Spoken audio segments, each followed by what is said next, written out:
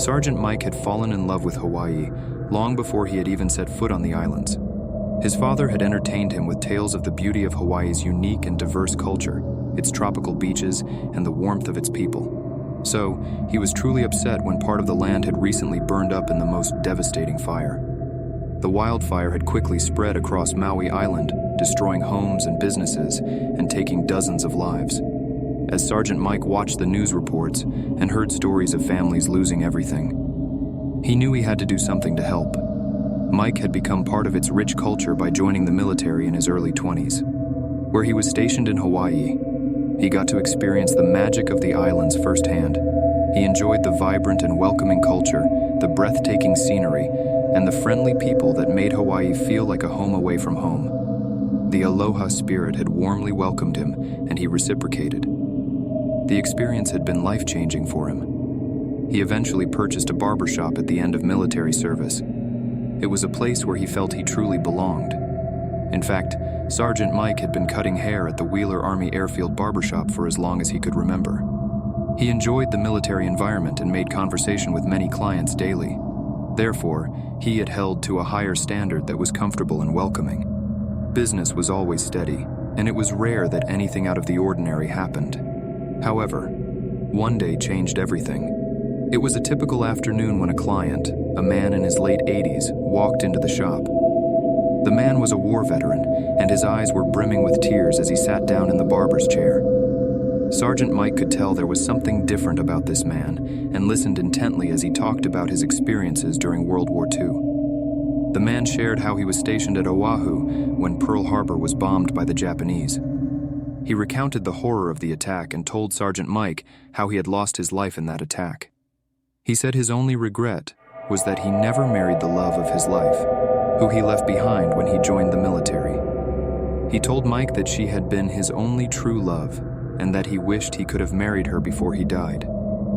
After the haircut, the veteran stood up, thanked the sergeant, and walked out of the barbershop.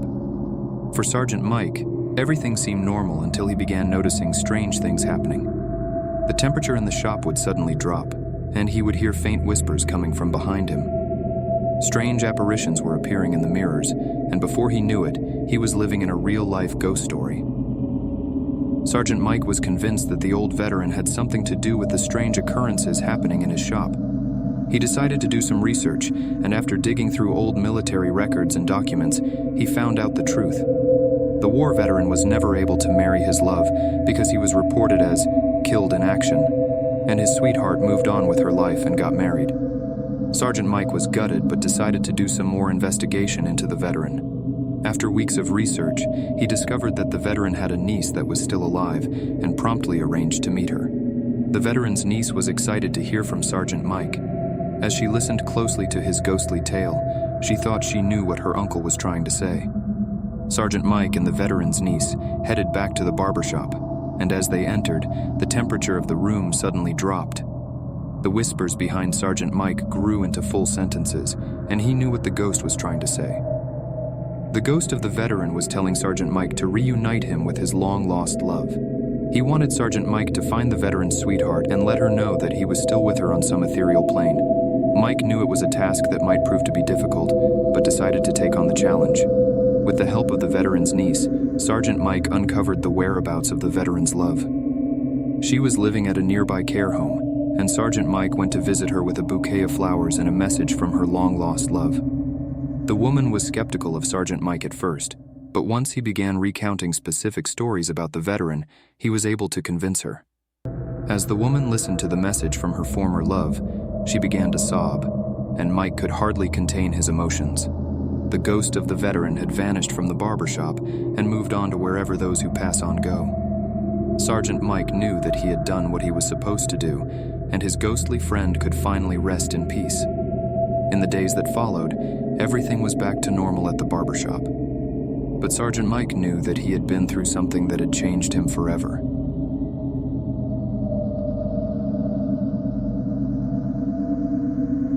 The experience made him view life and death in a different light, and he knew that he would never forget the ghost of the war veteran.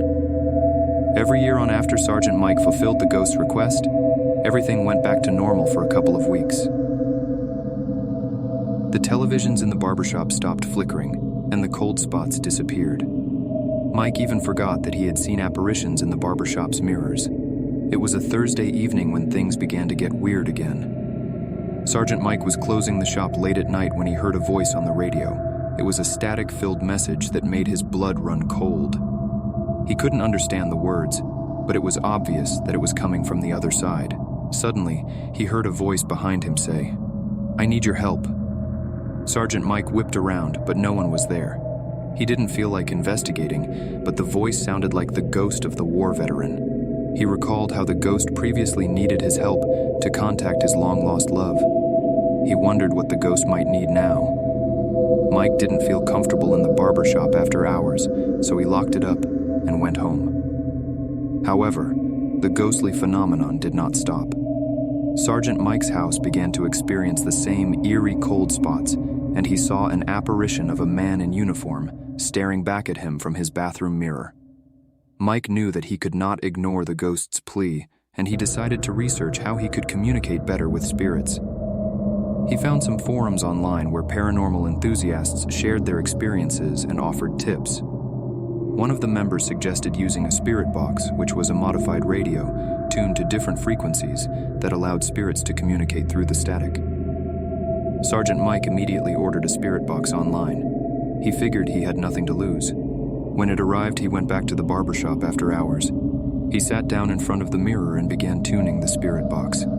As he played with the dial, he heard a voice coming through the static, a voice that sounded like the war veteran. "I need you to find out what happened to my body," the voice said. "I need my remains to be interred properly so I can finally rest." Mike was terrified, but he remembered how fulfilling the last ghost's request led to peace. He decided to take on the challenge and research the veteran's request.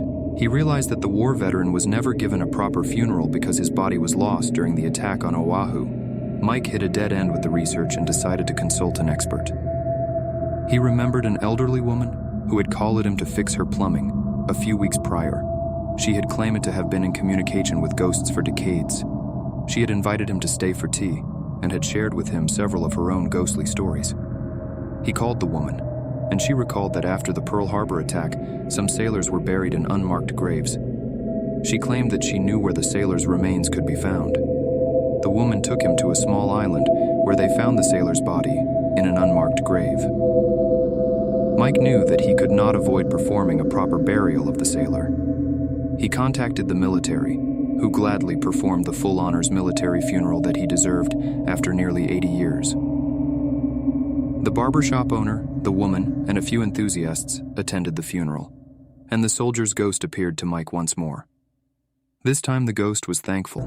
The cold spots and voices in the mirrors were no more. Mike felt an eerie sensation of peace that accompanied him, his life returning to normal. However, the ghost's request had opened some new doors for Mike. He had become more open to the possibility of contacting the other side.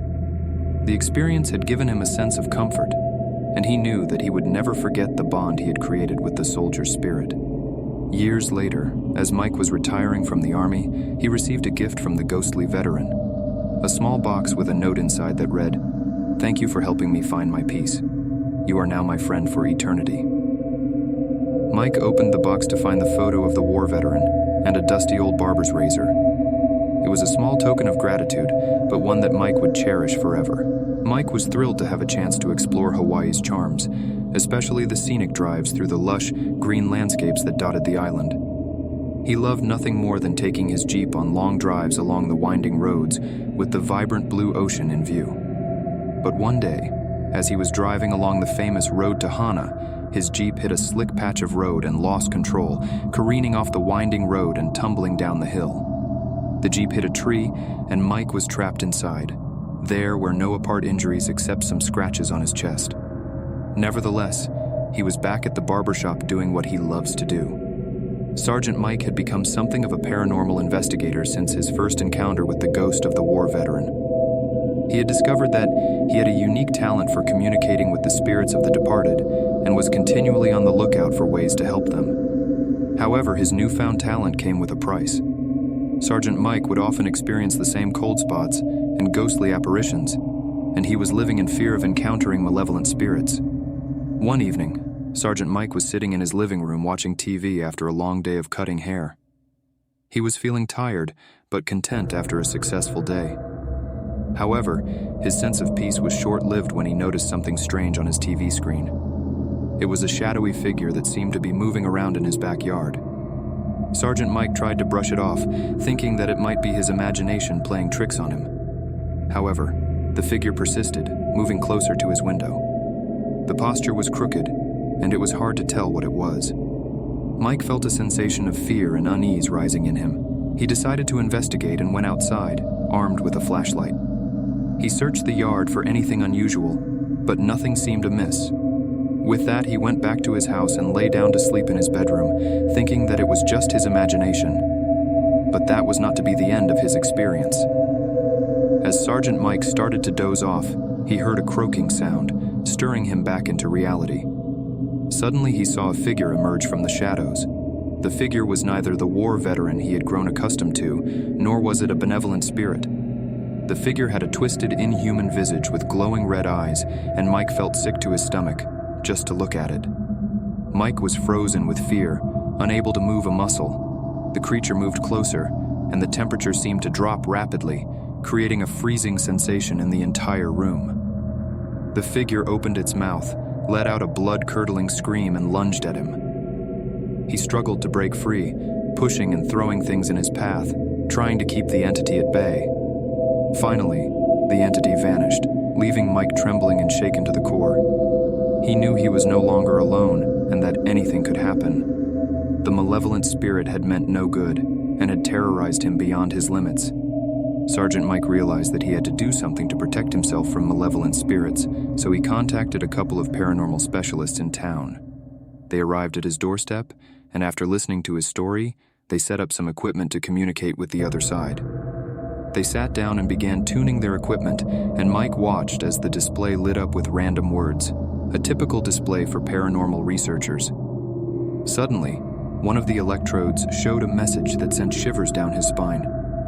"I am not alone." It was the same entity that had attacked him a week before, and Mike knew now that he needed a more specialized form of help to rid him of the malevolent spirit. After consulting more experts and scouring the internet, he found a specialized exorcist who was willing to help him. The exorcist, a man who went by the name Father Vincent, arrived at Sergeant Mike's home with an arsenal of ghost-fighting abilities, including holy water and Latin incantations. The ghost hunter was not fazed by the malevolent spirit's power, and even though Sergeant Mike was more than a little skeptical, he was willing to try anything to get rid of the spirit that was bothering him. The exorcism began with Father Vincent smudging holy items around the house, reciting incantations, and splashing holy water. The atmosphere in the house started to shift. The temperature became hotter than usual, and suddenly objects began to move rapidly. The priest moved closer to the spirit, speaking in Latin and sprinkling holy water, while in an already pure and prayerful mind. The spirit started to scream and moan, producing smells that were hard to bear, and in several minutes Mike's living room felt as if it was on fire.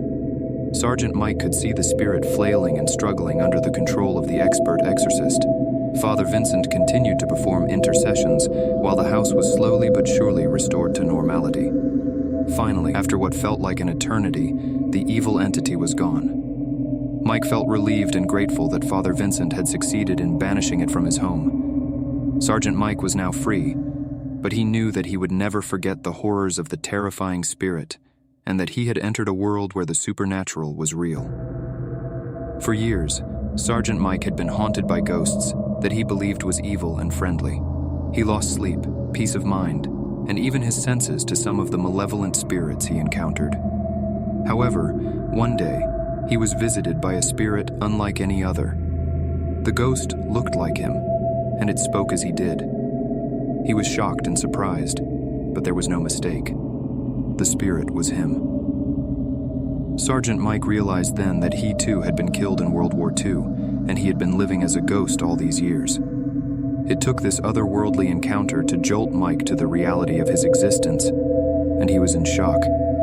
He saw his life and death flashing before his eyes, realizing that he had been reliving the same day in his barber shop since he had died. His current existence meant that he had never really been alive all this time. Mike's experiences with the other spirits had opened his eyes to the possibility of other dimensions and the existence of other beings. All this time, he thought he was trying to help them move on, but they were the ones trying to help him let go of his earthly existence. The ghost James, whom he thought was the war veteran that he communed with, was, in fact, a messenger who had been sent to give Mike vital instructions. The reason he was experiencing cold spots, apparitions, and malevolent entities was that he was not able to let go of his earthly existence, hindering him from moving on. He was living in the same time warp that he had been living in since his death, unable to move on because he could not let go of the past. Who he thought was niece of the veteran was actually a representation of the death that he had brought upon his family.